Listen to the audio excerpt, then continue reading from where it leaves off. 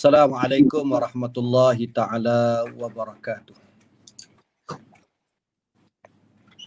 Alhamdulillahi rabbil alamin. Wassalatu wassalamu ala ashrafil anbiya'i wal mursalin. Wa ala alihi wa ashabihi wattabi'ina lahum bi ihsanin ila yaumiddin, amma ba'd. Muslimin muslimat, tuan-tuan yang saya hormati lagi saya kasihi sekalian. Malam ni saya hanya akan menyambung apa yang kita bincang semalam tentang sikap yang sepatutnya ada pada seorang Muslim apabila berhadapan dan mendengar sesuatu umpatan yang berkait dengan saudaranya. Sebelum saya menyambung apa yang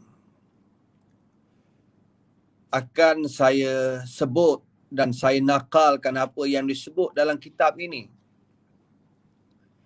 sebagai muqaddimah, kita sentiasa dan kita pernah mendengar ustaz-ustaz kita cerita tentang satu hadis Nabi sallallahu alaihi wasallam. Abadin saya rasa pernah dengar, Abang Man kita pernah dengar, haji-haji, tuan-tuan muslimat pernah dengar ni, hadis ni. Bagaimana Nabi sallallahu alaihi wasallam lalu pada dua kubur. Tiba-tiba Nabi berkata kepada sahabatnya, dua penghuni kubur ini sedang diazab oleh Allah. Para sahabat Nabi bertanya dengan rasa pelik, dan kemungkinan sahabat Nabi kenal pemilik ataupun ahli kubur itu. Nabi kata kerana mereka diazab bukan satu dosa yang sangat dahsyat, tapi kerana dua perkara. Seorang kerana dia tidak menyucikan kecingnya ataupun basuhan istinjaknya dengan baik.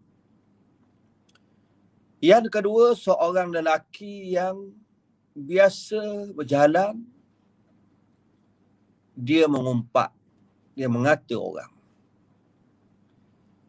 Hadis ini dengan berbagai-bagai riwayat menyatakan bahawa kesilapan si pemilik kubur ini, yang pertama memang kerana tidak istinja dengan bersih.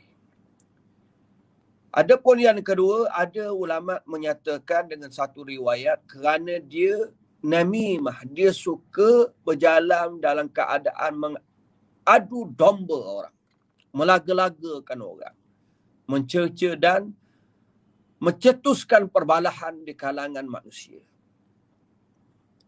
Ada riwayat pula menyatakan kerana dia mengumpat. Dia mengumpat, ya Allah. Laluan yang pertama bagi orang yang meninggal dunia ialah kubur. Kubur adalah pintu hari kiamat yang akan dilalui oleh semua manusia. Kalaulah di dalam kubur diazab oleh Allah, orang yang tinggal di dalam kubur lebih lama daripada tinggal atas dunia ni, tuan-tuan. Betul tak? Orang muda yang bersama dengan saya pada malam ini, pemimpin-pemimpin masyarakat, pegawai-pegawai AMIT, saya ucap terima kasih. Kita berada di dalam kubur dan orang yang telah meninggal dunia sebelum kita begitu lama berada dalam kubur. Hidup atas dunia ni habis lama 100 tahun. Itu pun, ya Allah.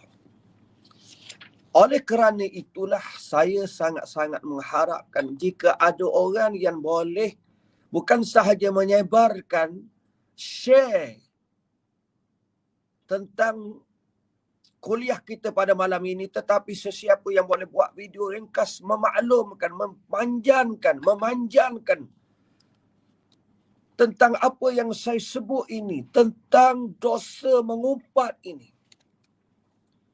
Wa 'alal mar'i an yatadabbara 'iddata umur, kata dia. Menjadi kewajipan kepada seorang, Ayah Haji Bading, mewajib kepada seorang itu dia mesti renung beberapa perkara. Kalau dia nak umpat orang, kita nak mengata orang, kita kena fikir. Yang pertama, yas'al nafsah. Kita tanya diri kita. Madafi' haqiqi li kalamihi fi ghairi. Apa dia dorongan yang sebenar yang membuatkan kita mengata orang dan kita bercakap-cakap tentang orang? Apa dia? Apa dia? Kalau kita membaca kitab Ihya Ulumuddin, kemudian kitab-kitab Jawi yang menjadi ringkasan kepada kitab Ihya Ulumuddin, sama ada Sayrus Salikin ataupun Minhajut Talibin, ataupun juga kitab yang menjadi ringkasan juga yang dibaca oleh Abnaul Harakah, Mustakhlas fi Tazkiyatil Anfus. Ini kitab yang dikarang oleh Al-Fadil Almarhum Ustaz Said Hawa rahimahullah. Dia meringkaskan. Beliau menyebut tentang apa dia dorongan, apa dia asbab al-ba'ithah 'alal ghibah, apa dia sebab-sebab yang mendorong seseorang itu untuk mengumpat. Kadang-kadang kerana dengki. Lepas tu kita kena cek, kata dia. Kita cek apa dia dorongan yang sebenar yang membuatkan kita bercakap tentang orang ni. Kadang-kadang kerana kita muwafaqatul aqran wa mujamalatur rufaqa wa musa'adatuhum 'alal kalam. Kadang-kadang kerana kita berkawan dengan teman-teman, kita bermujabalah dengan rakan-rakan, kemudian kita nak membantu percakapan mereka. Kerana kawan kita yang bercakap, kerana kawan kita cerita, kawan kita mari, awak tahu tak? Ada orang ni, dia tak bagus. Dia tak bagus. Sebab apa? Adalah. Kita pun ceritalah pula. Nak menyokong kawan kita ni. Kita pun ceritalah pula. Ya betul. Saya rasa saya dengar juga orang bercakap macam ni tentang bab dia ni. Saya pun tak sedar dah. Dengar banyak sangat. Lepas menang dia banyak sangat saya dengar. Ni. Kerana sebab kita berkawan dengan orang-orang yang busuk. Orang-orang yang buruk. Orang-orang yang membawa bangkai-bangkai. Yang kedua, kerana sifat rasa nak marah ke orang. Kita nak marah. Kita nak marah kepada orang ni. Ataupun yang ketiga, kerana kita dengki. Ataupun yang keempat, kerana kita tak puas hati. Kita berlomba. Orang ni jadi calon. Saya nak jadi calon juga. Kalau wakil rakyat lah. Kalau calon lah. Kalau pemimpin, saya nak jadi YDP. Tapi lawan dia kalah saya. Ataupun saya kerana dengki. Banyaklah. Tapi kena fikir. Hal huwal ikhlas wan nashu lillah wa rasulihi walil muslimin am huwa hawan khafi au jali am huwa hasadun wa karahiyah. Kita mikir, hak kita bercakap tu kerana ikhlas, benar-benar nak beri nasihat kerana Allah dan Rasul dan untuk orang Islam, ataupun kerana hawa nafsu yang tersembunyi dalam diri kita, ataupun memang jelas sifat busuk yang ada dalam diri kita, ataupun dengki, kebencian. Fikir, kata dia. Fikir ya Bama.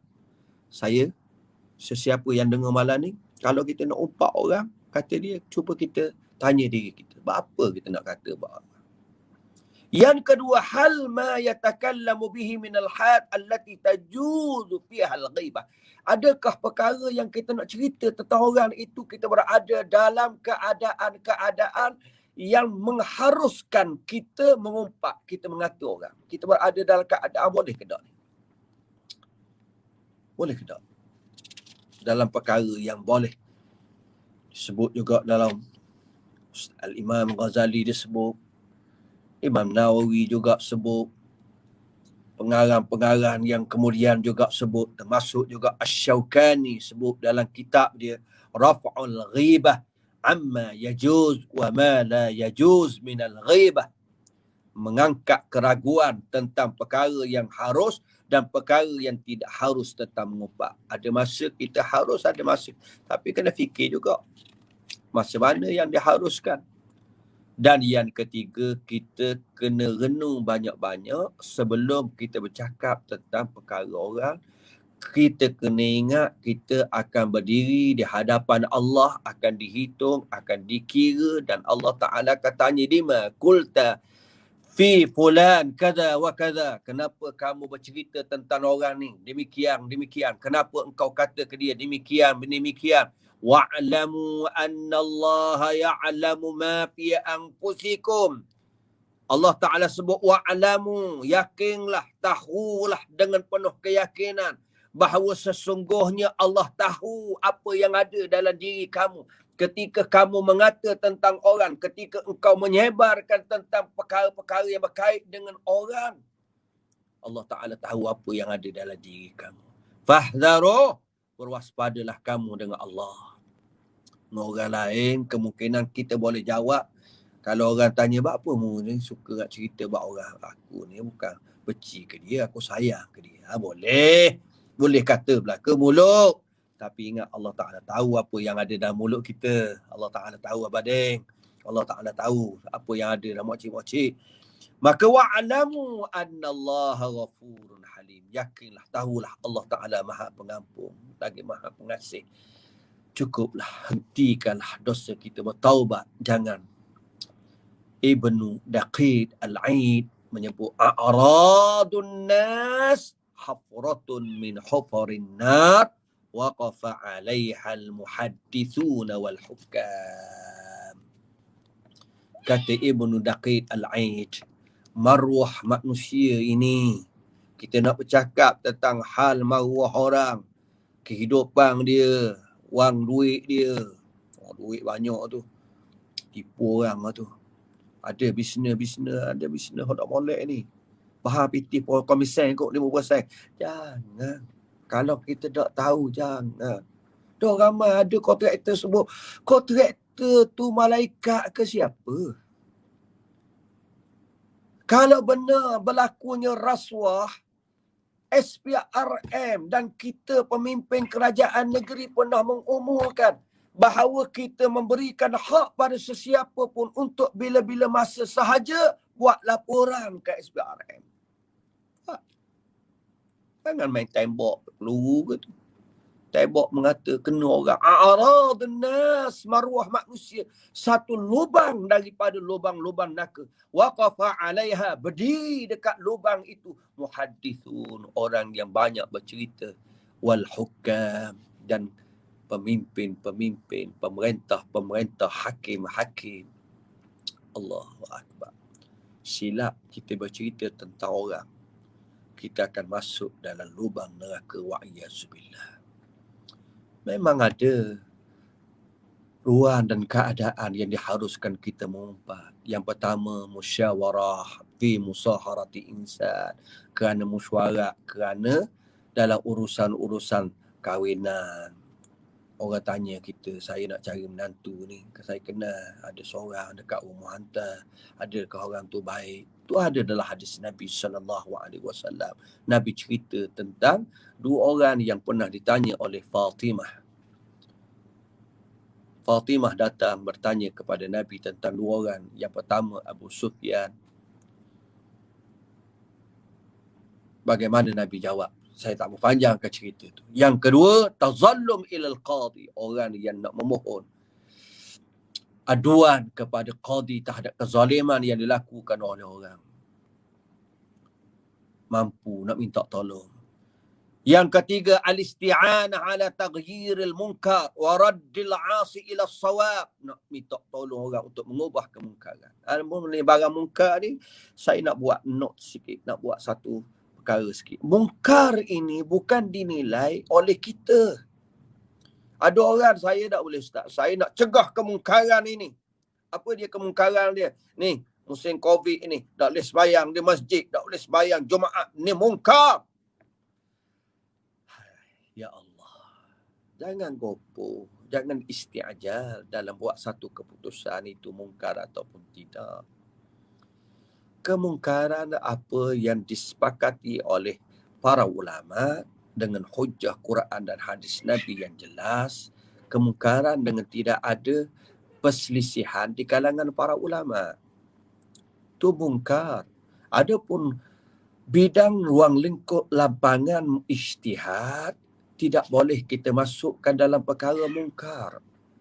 Contoh, perkara khilaf di kalangan para ulama tentang membaca bismillah dalam Fatihah. Kita pergi ke Mekah, tiba-tiba imam dia kita tak dengar dia baca bismillah. Ni mungkar ni, kena tegur tu imam ni buat mungkar. Khilaf para ulama. Kena tahu barang mungkar. Saya ulang balik. Al-Imam Al-Ghazali sebut bagaimana kita nak mengubah kemungkaran itu. Ada kaedah dia. Dah kena kenal kemungkaran itu. Memang nak mengembalikan orang yang derhaka kepada Allah kepada perkara yang betul, ada kaedah dia. Tapi kita kena fikir. Dan kita nak berjumpa dengan seseorang itu, mesti jumpa dengan orang yang mampu untuk menyelesaikan persoalan yang kita adu itu. Yang keempat, nak minta fatwa, nak minta sesuatu hukum syarak, cerita. Pergi jumpa dengan, jangan jumpa dengan orang wakah, jumpa dengan ustaz yang mahir, yang alim, tok guru, ataupun pergi pejabat agama, ada urusan yang boleh diselesaikan di pejabat agama. Yang kelima, untuk mengingatkan orang ramai tentang kejahatan yang dilakukan oleh seseorang dan memang ada hajat untuk mengingatkan orang ramai. Misalnya ada orang itu, dia hisap dadak, dia memang jalan, nak rompak, nak curi, nak melakukan kemungkaran, kita pesan kepada orang ni barang mungkar. Yang keenam, orang yang memang bersikap jelas terang-terang melakukan kefasikan, bid'ah. Yang ketujuh, at-ta'arif, kerana nak memperkenalkan. Memang orang tu terkenal dah. Contoh mak khetok. Dah lah rabik. Ni tak ada kaitan dengan orang. Contoh kita cerita. Awak nak cari siapa? Mak rabik. Mak ni ramah. Allahu Akbar. Dolah ramah. Tapi ada orang perkenalkan dia, kita pun kata, oh mak rabik duduk kapur ni. Tu tak apa nak berkenal. Kesimpulannya, apa yang disebut oleh para ulama, boleh kita mengumpat dalam keadaan-keadaan tertentu. Tetapi, jika kita orang biasa, orang awam, berada dalam suasana fitnah yang ada pada hari ini, kita elaklah daripada menyebut tentang perkara yang buruk yang dibenci oleh sahabat kita. Kerana sangat dahsyat ketika kita berdiri di hadapan Allah di padang mahsyar, kita akan ditanya banyak persoalan, ya Allah. Kalau orang itu ada urusan banyak pun SPRM tanya masalah dah. Ni sekarang ni roadblock. Orang kata malah ustaz nak lalu. Sebab apa? Jeng jalan ni. Siapa dekat polis tanya banyak pula masalah. Polis tanya macam ni nak pergi ke mana. Ai gerang aku polis ni. Tu polis atas dunia tuan-tuan. Allahu Akbar. Saya secukuplah sekadar tu. Kalau ada sesiapa sahaja yang boleh menyebarkan Pak Mak, Pak Deng, Pak Man, semua yang ada pada malam ini, ucap terima kasih kepada Cik Firdaus, Amy daripada Setiak Dom yang memang istiqamah untuk menyebarkan kalam ini untuk mengingatkan ummah tuan-tuan. Umat hari ini perlukan imuniti, perlukan kekebalan diri untuk berhadapan dengan fitnah. Satakunu hanatun wahanatun, kata Rasulullah. Akan berlaku fitnah. Allah, ada orang kata, ustaz, hari ni 5-6 fitnah yang ada. Mana ada imuniti, kekebalan diri kita. Kekebalan dia satu je. Ada iman, kembali kepada Allah dan Rasul, bahawa sesuatu berita yang tidak ada sumber yang sebenar, tidak ada maklumat yang jelas, tidak tahu apa datang, tutup file. Okay? Tutup guru jadi kata, ayo cik, kita pesan banyakkan baca Quran, banyakkan baca hadis Nabi SAW, ataupun baca kitab-kitab para ulama daripada kita membaca tulisan-tulisan yang karuk, yang direka cipta oleh manusia yang memang kadang-kadang berlaku sentimen politik, kebencian politik, perbalahan di kalangan umat hari ini kerana nafsu yang ada ataupun berbagai-bagai kepentingan-kepentingan lain. Mudah-mudahan Allah Ta'ala selamatkan kita daripada penyakit yang bahaya ini. Kalaulah kebersihan pada tubuh jika tidak dijaga, azab dalam kubur. Demikian juga kalau kita tidak menjaga kebersihan pada lidah kita, juga kita akan diazab oleh Allah. Wa'iyyazubillahi min zalik. Wassalamualaikum warahmatullahi ta'ala wabarakatuh. Terima kasih Mang, terima kasih Badin, tuan-tuan, haji-haji serta Aimit yang ada. Wassalamualaikum warahmatullahi ta'ala wabarakatuh. Bismillahirrahmanirrahim.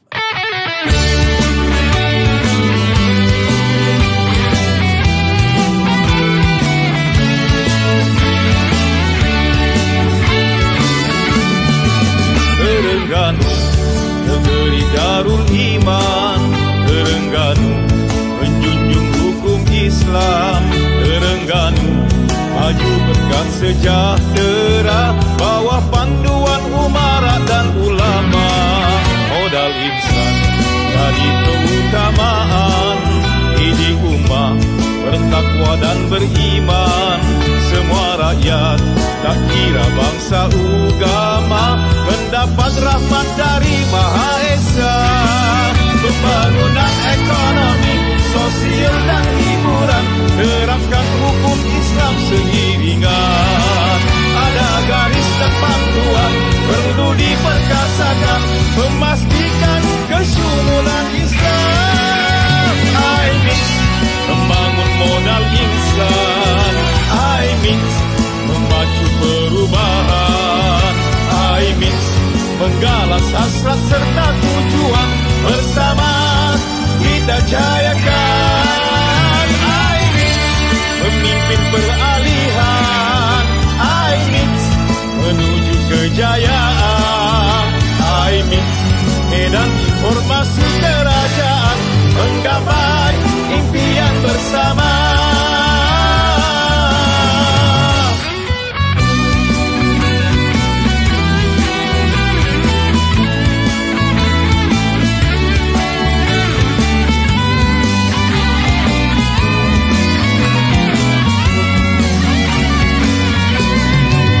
Pembangunan ekonomi, sosial dan hiburan, terapkan hukum Islam seiringan.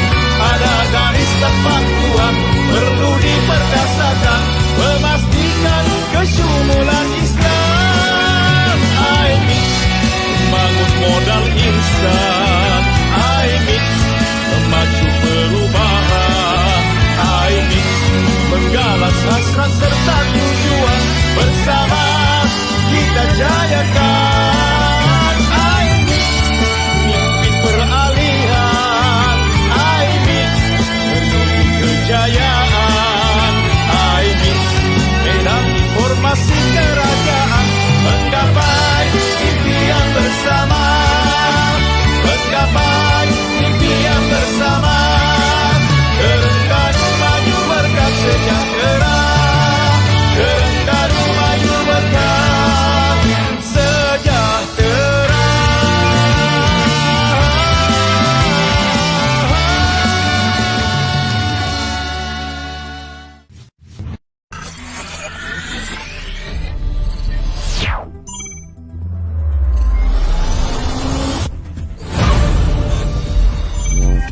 TRDI News. Cari Play Store atau App Store. Buat carian TRDI News.